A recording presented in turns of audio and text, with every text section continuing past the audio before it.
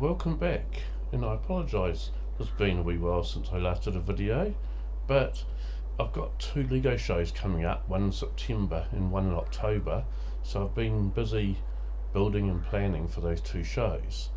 But I've also had time to do a wee bit of a change on my farm, and I'm going to show you that and also discuss with you another change that I might do. So I think we might take the old farm bike today to show you this. Now, I'm well aware I'm not wearing a helmet at the moment, but bear in mind that this farm is set in the 80s, and often farmers in the 80s would ride around their farms or just the area slightly around without wearing a helmet. And yes, I know I can put a helmet on in this game, and I would put one on if I'm going much further than we are going. Anyway, so this is of course the road that my farm's on here, and this road's not very busy, so we'll go down to the next road. It's a wee bit busier, so I can show you what's been added in. Keen eye might have just spotted it then, but I'll just check. Okay.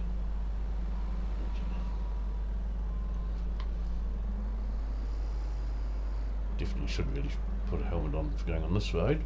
Here we go. I have put a farm stall in. So this is still on my property, but it's just down the main road. A farm stall for selling fruit and veg. So it's still mainly a dairy farm, but I just wanted to put this in. And you'll notice that we've already got a visitor here at the farm stall, and look at that. It's P.A. Ploughman. He's come to buy some stuff from my farm stall here. Now, P.A. Ploughman is a fellow YouTuber who does farming videos, but his ones seem to mostly be real life farming videos, and they're quite interesting because he's got old tractors and things. I must admit I like those. Of course, he's just across the road from two other YouTubers. If I wait for this to go past so I don't get run over. So, this one here, of course, is Fury Machine Gaming's house, and he does farming videos based on the Farming Simulator game, Farming Simulator 22, and his ones are quite educational. He teaches me lots of things, so I recommend those. And then next door to him, here, is EP. AK, sorry. My mind's thinking of other things. And AK does farming videos as well, but he does much older Farming Simulator games, not Farming Simulator 22 on the whole. So I've now got three YouTubers here, two in the houses there, and one who's visiting my farm shop. Now I'm going to show you the other thing I'm thinking about doing, and I'm going to have to go to fly mode for a second to show you this. Of course, being the 80s, I can't say, oh, we'll take the drone up, because drones haven't actually been invented yet. But I'll just show you. So here's fly mode. Now this paddock up here, this one that we're looking at right now, this grass one. Okay, so this one here, it's a long, skinny paddock. I'm thinking about maybe putting grapevines in that paddock, turning that whole paddock, the whole length of it into grapes. I have googled it, and you can grow some grapes in Ireland, so that's not an impossibility. But give me your thoughts as to whether you think I should put some grapes on my farm or not. It's still going to be primarily a dairy farm. I still want to keep this as a dairy farm first and foremost, but I have got two paddocks of crops growing. In fact, we'll check on those while we're down here. We'll check on one of them at least.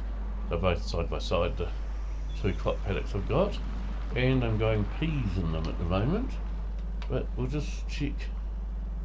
Yeah, this gate opens inwards, so I'm okay with one part. Yeah, so they're coming along well.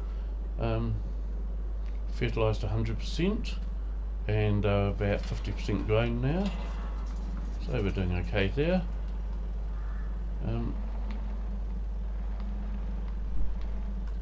But yeah, so I've got my peas growing quite well, but apart from the two paddocks of peas and now the little farm shop there, it is still primarily a dairy farm. Okay, now head back up here. I also thought that I'd take the opportunity today to share a couple of photographs and have a talk about a couple of different things.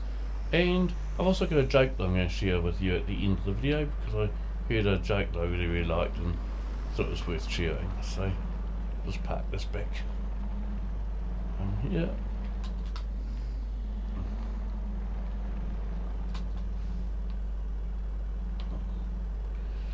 Okay. So I'll just go rid of. Oh, actually, that's not what I wanted, is it? What I want is here. Okay. Now, in one of my previous videos, I went out of the game to show you some stuff, and one of my subscribers, AK, said he loved my wallpaper. So I'll just show you something with my wallpaper while we're here. I go in to photos, pictures. Okay, here is 433 different farming pictures. Some of them are real life farming pictures, some of them are, most of them probably, a farming simulator from about FS17 through to FS22.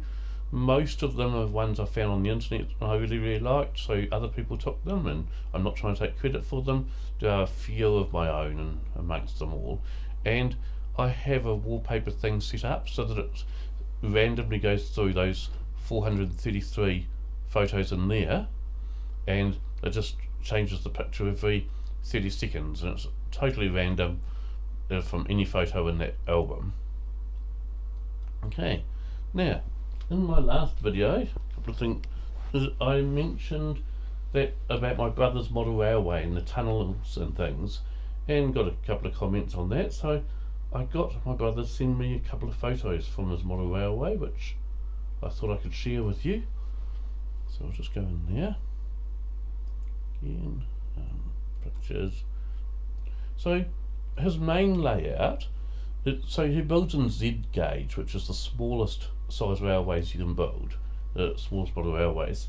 And his main one, he started out building it in a guitar case, and he decided the natural fact that wasn't ideal, because the problem with the guitar case is along the neck of the guitar you could run a railway down there, but there wasn't any room to put anything at the other end. You couldn't sort of loop it, so the trains have to go backwards to run back. So then he decided to make a case to resemble a double neck guitar. So that's what this one here is, and this is main railway, and so this is the lid of it that we're looking at right now. It's called Seeger Valley, and it's named after Bob Seeger, who's of course a musician, and a rather good musician, I must say. And this is what the railway layout looks like. So it's all Z gauge, and that's with the town in place, and all the other areas in place. A lot of these areas like this, the town here and all this corner up here, are all lift out bits, so you can lift them out, because the track you're seeing there is less than half the track that's actually on this layout. Over half of it's hidden underneath, so that the idea of this whole layout, and here it is with all those panels and things removed, so the whole idea of this layout is that when a train goes into a tunnel, you never know when it's going to come out again, and because it's sometimes looping around a number of loops underneath the layout, it's not only not coming out where you expected it to, perhaps based on where it went in, but it's not coming out at the time you expect it to. It's not coming out of the tunnel again almost straight away, because it might be doing a number of loops underneath the layout first before it reappears. So that's his main layout, called Seeger Valley. He's also got a layout called Mandelbrot, which is built on a real life railway sleeper that's been weathered, and he's got a third layout called Singen, which is based on the border between Germany and Switzerland, so you can run both Swiss and German trains on it. Neither of those layouts are finished, so I didn't worry about getting photos of those because there's not a lot to see. Not yet, at any rate. He's also got a test track called Oberseisel. Now, it's not a layout, it's a test track, so it has no scenery, and obviously it's got to have some points and things, so you can test trains running over points as well. And one day he might get around putting scenery on it just to make it look nicer, but it's not a layout because his wife told him he's not allowed a fourth layout. So by having a test track instead. It gets around that. It's amazing what men will do to get around things their wives said. I remember once, and I'll show you this, one of my hobbies is bikes, or to be more exact, e-bikes. So I like owning fancy e-bikes. And so the first e-bike, the first one I got that I've still got, is this one here. And now, come summer, because remember here it's still middle of winter here in New Zealand at the moment, come summer I hope to get some photos, or a video, I hope to make a video of, going out for a bike ride and showing you some of the scenes and things. And so I've got this one, and I wanted to buy another, and my wife's reaction was, why do you need a second bike? You can't ride more than one at once. So I responded with the obvious answer, why do you need more than one pair of shoes? You obviously can't wear more than one at once. So the result of that is I got to keep myself a second e-bike, and this is the other one I bought for myself. There's actually a third one I'd like now, but she's very, very unreasonably saying no at the moment.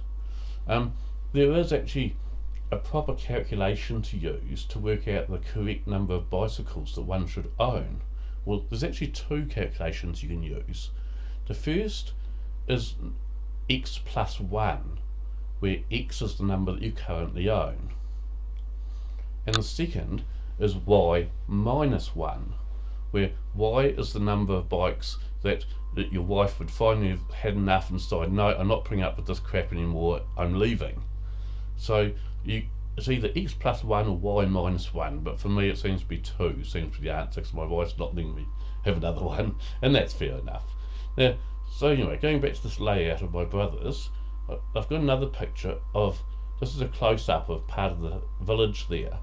Now, this is Z gauge, so to put into perspective, all these buildings he's built himself, the tiles on the roof, each one has been individually cut out and laid, because otherwise it just looks, he says that if you just groove a piece of cardboard or something, it looks like just a grooved piece of cardboard. The tiles are too uniform. And I agree, the tiles on this look absolutely brilliant being individually laid, but each tile is 1mm by 1mm. So, need I say it, that his eyesight is an awful lot better than mine is. I could never ever cut out and glue on 1mm by 1mm tiles. It just wouldn't work. Even these boards around the buildings are all individually cut out and stuck on. So, quite frankly, they're just absolutely brilliant. Now, while we're here, I'm going to show you a couple of other photos as well.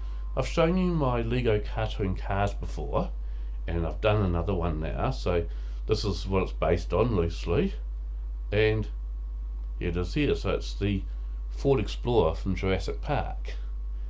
And then I've also done another one of my vintage cars. So, the Lego I've been building is in preparation for the shows that are coming up. And this is a Bugatti Type 55. I wanted to build this, one, because of the neat colour scheme it's got, with the mostly black, but with red bits on the boot here, and red bits on the top of the bonnet, and red down the sides.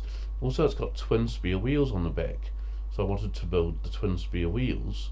And here's another photo where you can see the kind of pattern on the side a bit more with the black and red. Now, I'll show you a couple of pictures of what the real thing looks like, so you know what I was building, because I had to build this using 1970s building techniques and things, because it's going in my 1970s vintage car collection. So here is the real thing that it's built on. Now the real one's got aluminium wheels, and I could have put white rimmed wheels on mine, because these wheels come in red and white. I've got some of both colours left over, but I thought the red actually suited the black and red body better, so I decided to go with the red wheels rather than the aluminium wheels that this one's got. And there's another photo of the real thing. So you can see the colour scheme I was trying to do, which, using only 1970s Lego bricks and 1970s techniques, this paint job was very, very difficult to replicate, but that's the whole reason I wanted to build this car, because I wanted the challenge of trying to replicate that paint job using 1970s Lego pieces. So, yeah, just having a look there.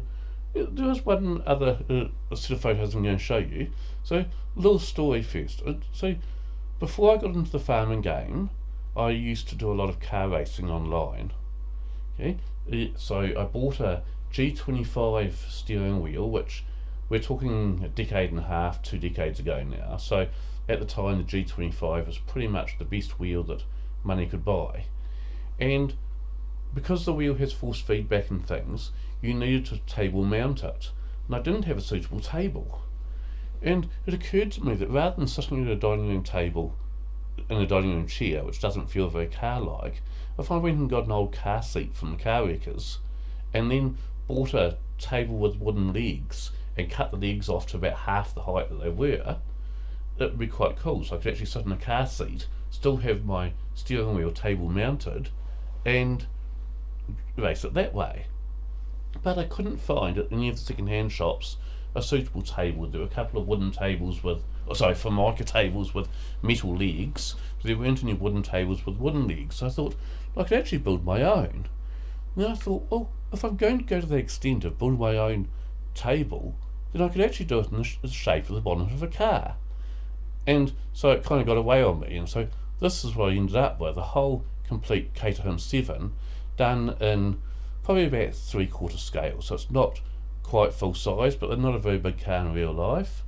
And so here, this was before flat screen TVs were really an affordable option. So I had a TV perched on the end of the bonnet at the time.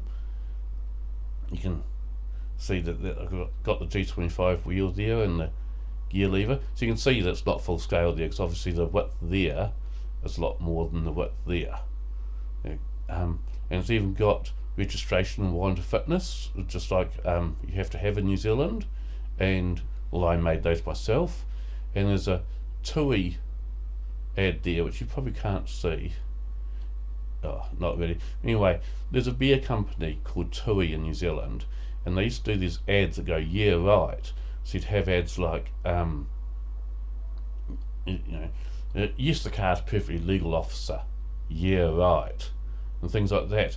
And because this car, I was always adding things to it and improving it, I made up a TUI sticker there that said, the Caterham is finished, yeah, right. And there's another photo of it.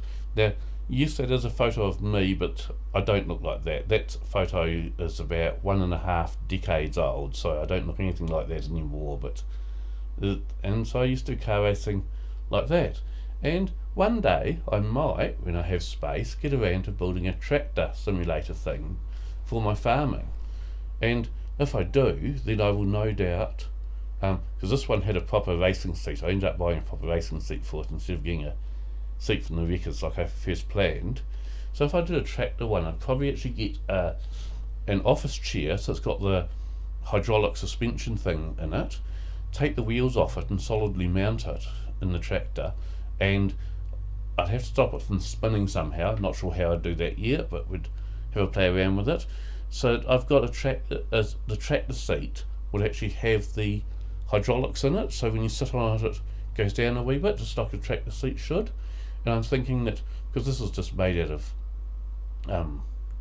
timber, so I could do the same sort of thing and make a probably a Fiat Agri tractor out of timber with the bonnet and the cabin, and have a keyboard and things in the cabin like I need, along with the steering wheel that I use, and then have a flat screen TV on the wall ahead of the tractor, and maybe use something like that for doing my farming simulator game with. So that was the idea that I'm thinking about doing one day in the future, perhaps. Now, I'll just go back into the farm there. Oh, sorry, I put the steering wheel down so it moved like that. Now, the next video we will do more farming, because I want to do some mowing in the next video, but the grass isn't quite ready for mowing yet.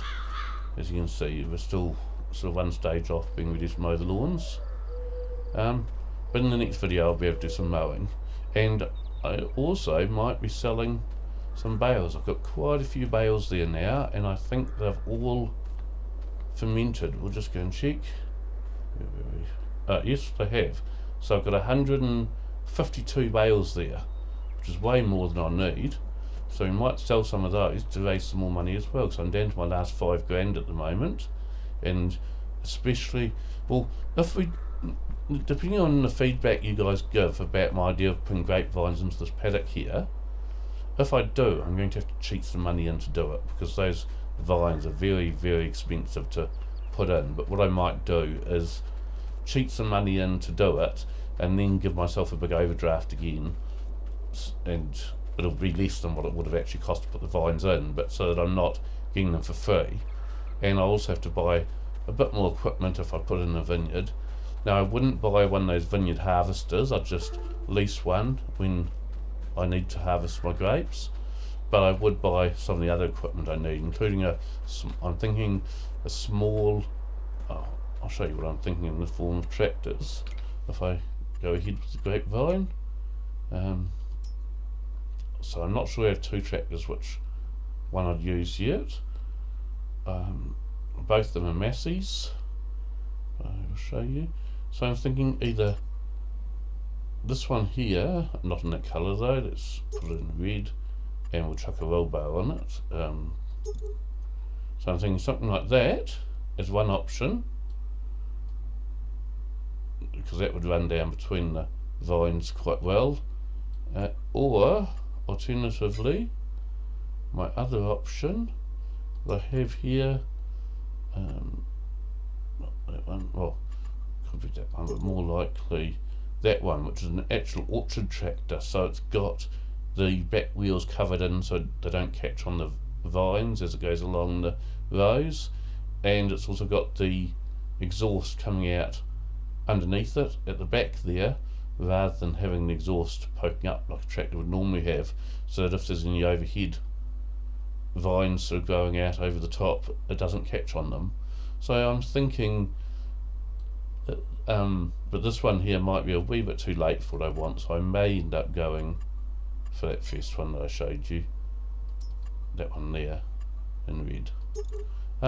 So your thoughts as to whether or not you think I should have a vineyard growing in Ireland or not.